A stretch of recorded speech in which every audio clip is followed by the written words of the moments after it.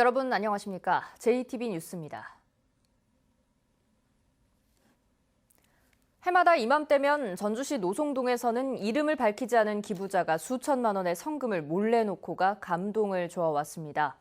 이러한 선행은 19년이나 계속됐고 천사의 거리라는 이름이 만들어지기도 했는데요. 그런데 꼭 20년째가 되는 올해 이 천사가 두고 간 성금을 30대 남성 2명이 훔쳤다가 4시간 만에 붙잡히는 소동이 벌어졌습니다. 송창용 기자가 취재했습니다. 전주시 노송동 주민센터에 얼굴 없는 천사의 전화가 걸려온 건 오전 10시 3분쯤. 지난 2000년 이후 해마다 그래왔던 것처럼 주민센터 근처 어디쯤에 성금을 두고 왔으니 가져가라는 내용이었습니다. 하지만 어찌된 일인지 며칠 전부터 전화를 기다렸던 직원 3명이 주변을 샅샅이 살폈지만 성금을 찾을 수 없었습니다. 전화를 또 하셨어요. 희망을 주는 나무에 있으니까 거기를 다시 한번 확인해 보라고 해서 갔는데 못 찾아가지고 들어와서 이제 경찰한테 연락을 한 거죠.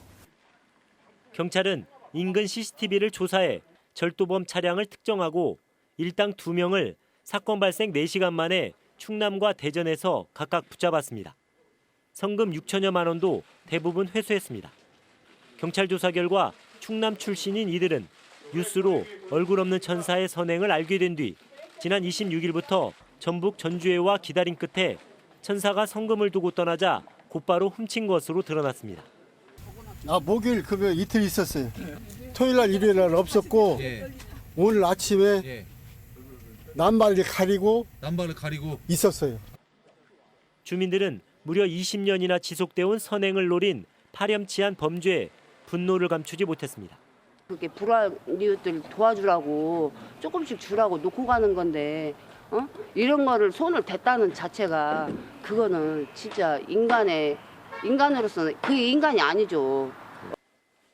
경찰은 그동안 신분 노출을 극구꺼려온 얼굴 없는 천사를 고려해 회수한 6천만 원을 다시 주민센터에 전달하기로 했습니다. 이렇게 되면 지폐 뭉치와 돼지 저금통, 응원 편지로 20년째 이어진 천사의 성금은 6억 7천만 원으로 늘어납니다. JTB 뉴스 송창용입니다.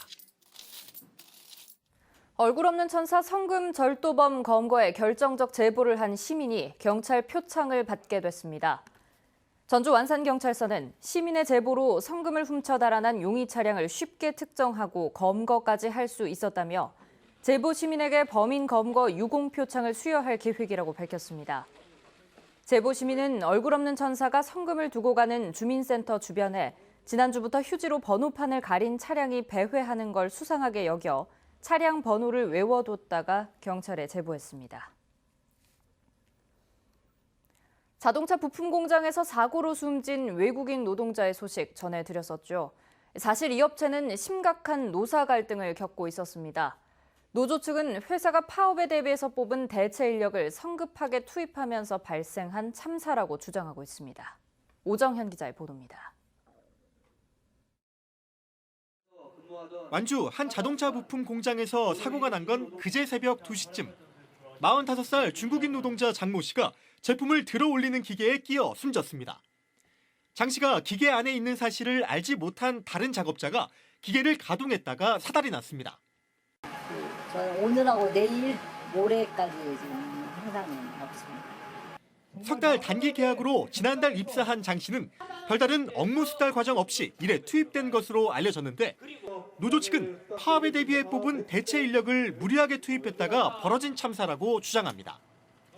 4년 전 같은 설비에서 같은 사고가 났음에도 불구하고 초보에게 위험한 일을 시켰다는 겁니다. 한국어도 모르는 부인에게 한국어로 안전교육을 했다고 당당히 주장하는 일은 없어야 했다. 그러나 결국 사람이 또 죽었다. 회사 측은 현장 안전수칙이 제대로 지켜지지 않은 건 맞지만 노조가 주장하는 것처럼 위험한 업무는 아니었다고 말합니다. 파업 대체 인력 부분도 부인했습니다. 현재 저희들이 인력 수급이 상당히 안 좋습니다. 여기가 이제 뭐 이종이 됐든 계약직이 됐든 이렇게 상시 이제 고용을 해서 쓰고 있는지 고의적으로 이 대체 계획을 투입한다든가 그런 상황은 현재 없는 상황이고. 전주 고용노동지청은 부당노동 행위 여부를 조사하고 있다고 밝혔습니다. 경찰은 업무상 과실치사 혐의를 두고 수사 중입니다. JTB 뉴스 오정현입니다.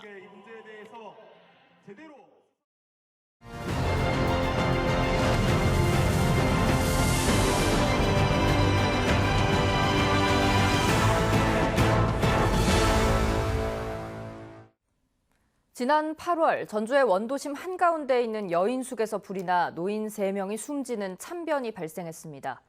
이 사건의 60대 방화 피의자에겐 국민참여재판에서 징역 25년의 중형이 선고됐는데요.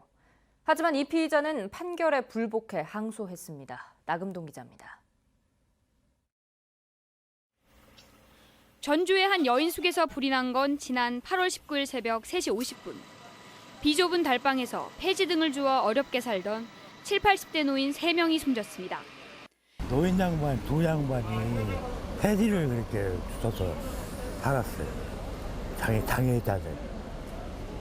또 한 사람은 동생이라는 사람인데 거기 뭐 와 있는가벼. 불이 막 올라가니까 폐지라고 좀 잘 타. 처음엔 실화 가능성에 무게가 실렸지만 방화 사건으로 전환되면서 사건이 새로운 국면을 맞았습니다. 사건 당시 유일하게 여인숙을 지난 62살 김모 씨는 여인숙 골목길에 6분 동안 머물렀고 10분 뒤 돌아와 현장을 지켜보기도 했습니다. 김 씨는 지난 2010년에도 여관 2곳에 불을 질러 6년을 복역했습니다. 김 씨는 CCTV가 조작됐다며 무죄를 주장했습니다. 사고장에서 1시간 반 동안 있었다는 그것 때문에 지금 이렇게 억울히 기속됐습니다. 이번 하여튼 변호사 설명에서 재판에서 무죄를 꼭 받겠습니다. 검찰은 신발과 자전거에서 방화 흔적이 나타나는 등 범행이 충분히 입증됐다고 맞섰습니다. 이제 열변형 자국이 발생을 한 거고요. 근데 이제 불을 지르는 그 근접한 거리에 있어서야지 이게 가능한 거고 그 피고인 다시 돌아와서 구경한 거리는. 하지만 국민참여재판에서 김 씨가 가족에게 범인이 잡히면 무기징역이라며 범인이 아니면 하기 어려운 말을 하고 2010년 같은 범죄로 재판받을 때도 무죄를 주장했다가 뒤늦게 인정한 사실이 드러났습니다. 결국 징역 25년의 중형을 선고받은 김 씨는 억울하다며 최근 다시 항소했습니다. JTB 뉴스 나금동입니다. 수탁고가 10조 원이 넘는 무궁화 신탁과 현대자산운용이 전주에 사무실을 내기로 협약했습니다. 이로써 올해 전주에 둥지를 튼 금융기관은 모두 6곳으로 늘어났는데요. 전북이 추진하고 있는 제3금융중심지 지정에 파란불이 켜졌습니다. 김철 기자입니다. 전주에 사무실을 내기로 협약한 국내 자산운용 회사는 2곳입니다. 먼저 부동산그룹 무궁화 신탁은 연평균 성장률 36%를 보이면서 수탁고 규모가 18조 5천억 원으로 꽤 큰데 다음 달 혁신도시에 전북센터를 신설합니다. 국민연금공단의 국내 주식 위탁 운용사인 현대자산운용은 수탁고가 9조 5천억 원으로 역시 혁신도시에 사무실을 낸 뒤 해외 대체 투자에 집중하기로 했습니다. 무궁화 신탁이 최근 현대자산운용 경영권을 인수해 두 회사는 같은 계열사입니다. 이 가운데 무궁화 신탁은 본사의 전주 이전도 검토하고 있습니다.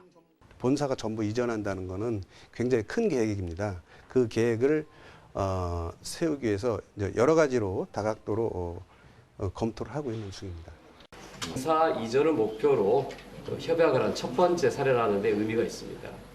앞으로 저희가 내년의 목표는 약 30여 곳의 관련 금융기업들을 이곳으로 모으는 게 저희들의 다음의 목표입니다.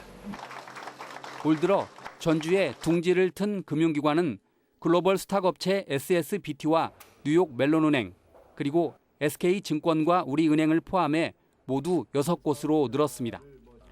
지난 4월 제3금융중심지 지정에 실패한 전라북도는 금융중심지 재도전에 큰 힘을 얻었습니다. 이미 금융중심지를 향한 여건들이 만들어져 가고 있습니다. 그 여건들이 가속화될 수 있도록 노력을 기울이는 것이 우리 도의 목적이다 이렇게 생각을 하고 금융기관들이 하나둘씩 전북 혁신도시로 몰리는 만큼 호텔과 컨벤션 같은 인프라 구축과 정주 여건 개선도 서둘러 해결해야 할 과제로 남았습니다. JTB 뉴스 김철음입니다. 자연 동굴에 만들어져 독특한 건축 양식을 간직한 진안 수선루가 국가 보물로 지정됐습니다. 완주군이 법정 문화도시로 예비 선정됐습니다. 김진형 기자입니다. 조선 숙종 때 지어진 진안 수선루가 국가 지정 문화재 보물로 지정됐습니다. 자연과의 조화를 추구해 자연 동굴 틈에 지어진 수선루는 지붕의 전면은 기아로, 뒷면은 돌 노화로 마감해 지역의 건축적 특성도 함께 보여주고 있습니다. 수선루를 세계적으로 보존 관리하고 활용할 수 있도록 관리해 나갈 계획입니다. 완주군이 지역별 특색 있는 문화 자원을 활성화시킨 공로를 인정받아 국가 지정 법정 문화도시로 예비 선정됐습니다. 완주군은 내년 12월에 문체부의 사업 추진 실적 평가와 심의를 거쳐 문화도시로 최종 지정될 예정입니다. 전라북도에서 유일하게 문화도시로 선정된 만큼 문화를 통한 주민의 삶의 질을 높이도록 최선을 다하겠습니다. 전주 지역 7번째 장난감 도서관이 문을 열고 운영에 들어갔습니다. 송천 장난감 도서관에는 천여점의 장난감과 1,800권의 아동 도서가 마련됐으며 놀이 체험실과 수유실, 교육실 등도 갖췄습니다. 임실 앤 치즈 축제가 3년 연속 문화관광축제로 선정됐습니다. 올해 60만 명이 다녀간 임실 치즈 축제는 문화체육관광부의 최우수 대표 축제로 뽑히면서 1억 3천만 원의 인센티브도 받게 됐습니다. JTB 뉴스 김진영입니다. 새만금 내부의 간선도로와 상하수도관 등 주요 기반시설의 일부를 공공사업으로 전환해야 한다는 연구 결과가 나왔습니다. 국토연구원은 새만금 개발구상 마련 연구 용역에서 현재 매립사업자가 연결 관로와 접속도로 등을 설치하도록 돼 있어 비용 부담 때문에 사업 참여를 기피하고 있다며 개선이 필요하다고 밝혔습니다. 또 무인 항공기 복합 클러스터 조성과 진공 튜브 열차인 하이퍼루프 같은 첨단 과학 산업 유치 등 다양한 신규 사업을 제안했습니다. 전라북도와 전라북도경제통상진흥원이 다음 달 설 명절을 앞두고 긴급 경영안정자금 100억 원을 지원합니다. 융자 규모는 중소기업 연간 매출액의 50% 범위 내에서 업체당 최고 2억 원 한도이며 2년 거치 일시상환 조건으로 기업이 부담해야 할 대출이자 가운데 2%를 전라북도가 지원합니다. 지원을 희망하는 기업은 1월 2일부터 15일까지 전라북도 경제통상진흥원에 신청하면 됩니다. 기해년을 보내고 경자년 새해를 맞이하기 위한 2019 제야축제가 오늘 밤 전라가명 복원현장 앞에서 열립니다. 올해 제야축제에서는 풍남문 보수공사 관계로 기존에 하던 타종 행사는 열리지 않습니다. 대신 건물 벽에 조명을 비추어 영상을 표현하는 미디어 파사드로 타종의 모습을 재현합니다. 2019년 마지막 날인 오늘 새밑 한파가 기승을 부리고 있습니다. 한낮에도 전주의 기온 1도에 그치겠고 익산 0도, 장수는 영하 2도에 머물면서 대부분 영하권 추위를 보이겠습니다. 낮부터는 차차 맑아지겠고 올해 마지막 해넘이는 비교적 선명하게 감상할 수 있겠습니다. 전주는 오후 5시 27분, 군산 5시 28분, 부안 5시 29분에 올해 마지막 해가 저물 것으로 예상됩니다. 다만 새해 첫 해돋이는 서해에 형성된 구름이 내륙으로 유입되면서 보기 힘들 것으로 전망됩니다. 다음은 JTB 전주방송에 이웃돕기 성금을 보내주신 분들입니다. 완주군 용진읍 원주아파트 주민들이 113만 7,680원, 완주군 용진읍 계상마을 주민들이 35만 원, 완주군 용진읍 운교마을 주민들이 21만 원, 김제시 요촌동 오륜마을 주민들이 70만 원, 김제시 금산면 부평마을 주민들이 26만 원, 진안군 진안읍 노계 삼동마을 주민들이 70만 원, 진안군 진안읍 소토시 마을 주민들이 14만 2천 원,